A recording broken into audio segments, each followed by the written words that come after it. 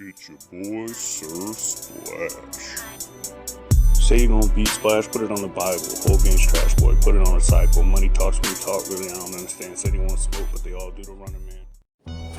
What's up, everybody? It's your boy, Sir Splash, and today we have a very special video because it is a specific Patreon requested video from Jewel from my Discord server. He's a big Star Wars guy, and he had asked me to make a video on what if Obi Wan Kenobi had existed in the time of Star Wars The Old Republic. Now, quick fill-in.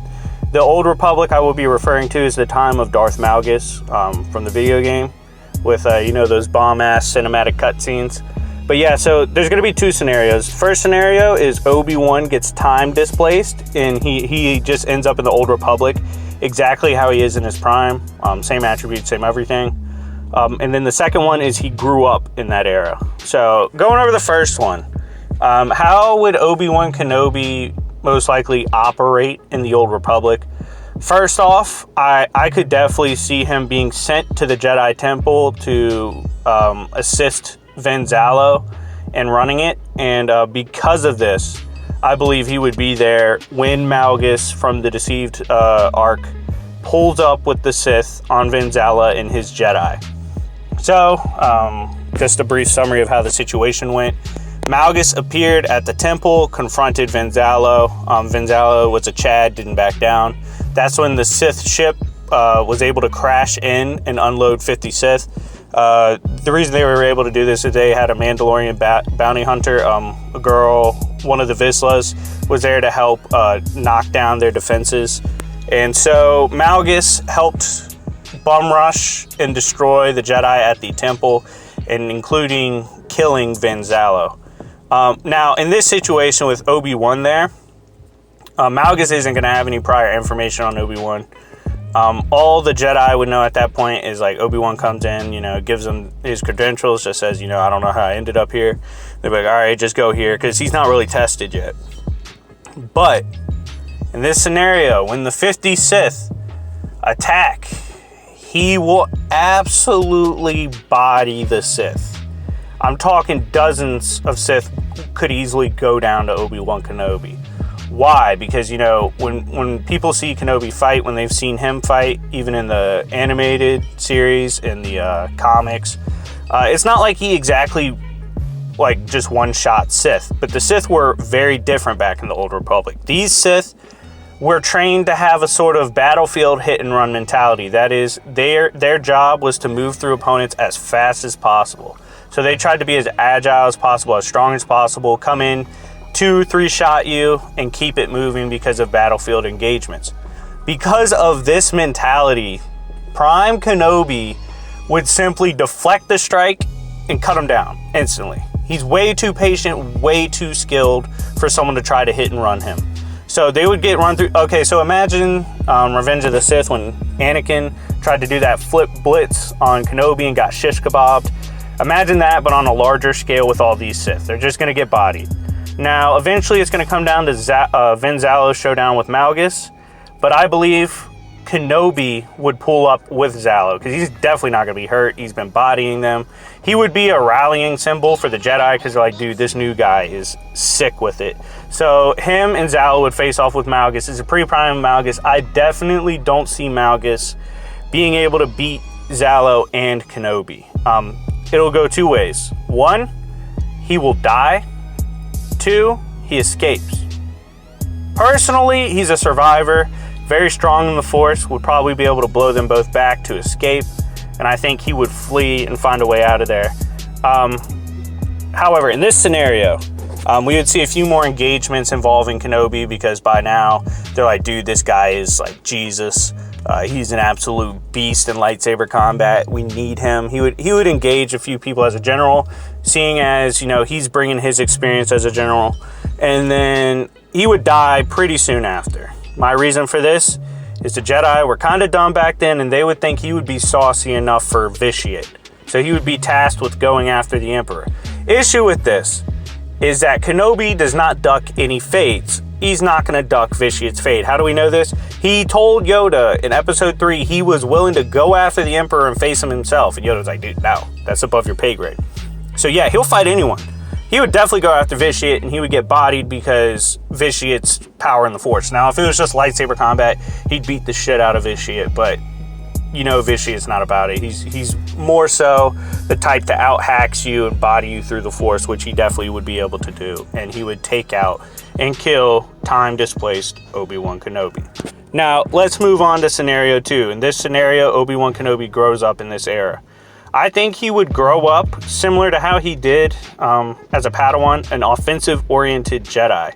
But the reason for this is that this is how the Jedi were raised back then. They were raised to be more aggressive because of battlefield engagements, more offensive-oriented. So he definitely would. He started out in the regular series as an Ataru specialist. He would so here.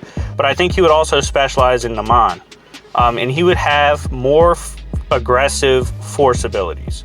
So we know that in the regular series, in the regular timeline, Obi-Wan Kenobi was more of a passive Force user, wasn't really one to be aggressive with the Force. He just let the Force flow through him, and he focused on lightsaber combat. In this situation, because of how the Jedi were raised back then to be more hacksy and more offensively viable, we would see that with Kenobi. And we do know Kenobi was inherently strong in the Force because he trusted the Force.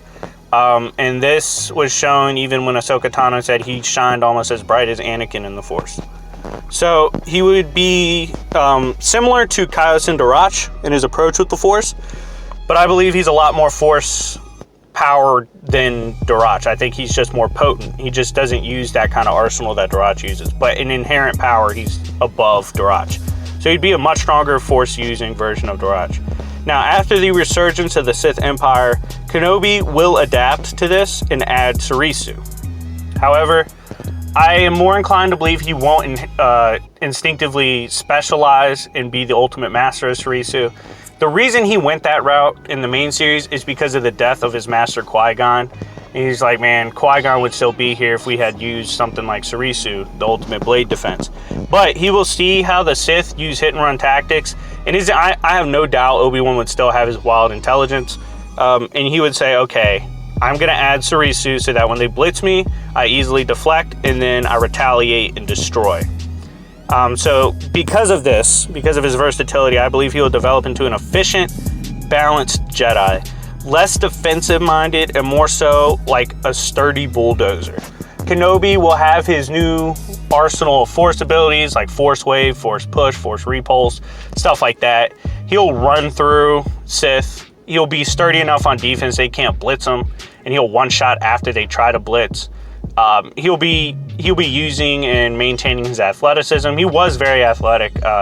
Because Surisu is so grounded, we often didn't get to see just how athletic he was, but he was very evasive and very athletic. If you want proof of this, watch his fight with Grievous in the movie. He was dancing around Grievous and getting the best of him. I have no doubt he will still be gifted in the art of manipulation. While Kenobi did kind of learn some of his traits from Qui-Gon, like passive negotiators and stuff like that, he was always very tactical, very strategic, and I think he would still be a very good psychological fighter and psychological strategist. Now, I could easily see this version of Kenobi being tasked with leading special forces type missions, and he would become an absolute pain in the Sith Empire. Kenobi was a bulldog. He would not give up. He would not back down. He was not afraid of anything. He would charge through the Sith. He was smart enough to be like a strike force leader. And because he has such a wider offensive variation in this iteration, he would be devastating to the Sith Empire. He would be almost successful on every mission. Now, because of this, eventually he will go down to Vitiate, similar to Situation 1. However, I more so see this as Vitiate dispatching multiple powerful Sith to capture Kenobi. Kenobi has a shit record of getting captured. I love him to death, but he got captured like almost every other story. And he would be brought forth before Vitiate. Vitiate would try to break him. You don't break Obi-Wan Kenobi, so Vitiate would kill him. But he would go down as one of the strongest Jedi of that era in both situations, especially in Scenario 2, because he would have a much more decorated career in that era, seeing as he would have been there longer. Anyways, Let me know what you think. If you agree with these scenarios and how Kenobi would fit into that era, let me know down below. Join my Patreon so you can make requests like this video was requested. You can talk to me more and stuff. It's very good pricing. Just go take a look at it. It really helps my channel. Join my Discord. Talk to me about Star Wars. Talk to me about comics, all that other stuff. Like, subscribe, comment. It's been your boy, Sir Splash, and I will see y'all later. Peace.